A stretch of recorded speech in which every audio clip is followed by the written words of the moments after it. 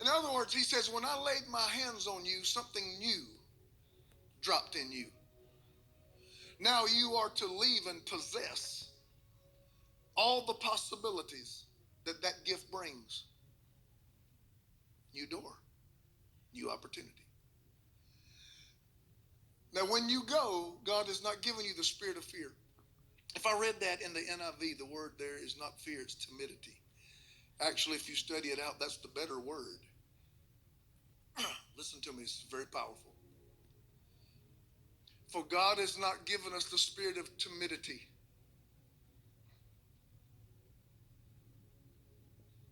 Timid, the root word of intimidation. God has not given us the spirit of being intimidated.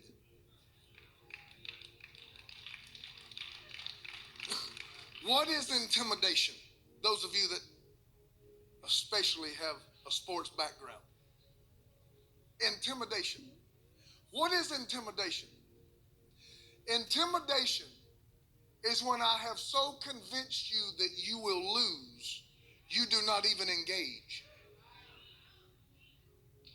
In other words, intimidation is not based in reality. It's not based in ability. It's not based in fact. It's not based in truth.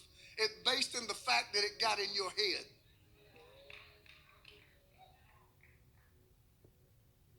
And he says, as you take this new opportunity and rise and go possess your gift, do not stand back when new doors approach you and be intimidated by it.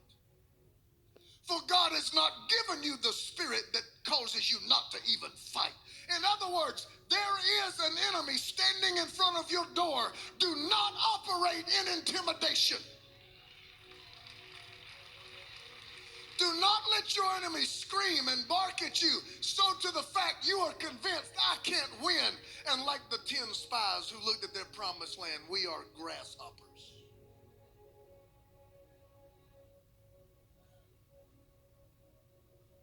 Intimidation is getting in your head and convincing you of failure to the point you never even throw a punch because you're convinced failure is certain.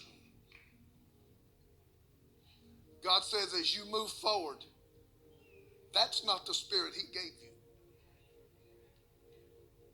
God wouldn't have put the door there to tease you. He put the door behind the enemy because he knew you could knock down the enemy and get to the door. But the key is not whether or not God believed in you. The key is whether or not you believed in you. And if you've had enough failures, failure will become your teacher.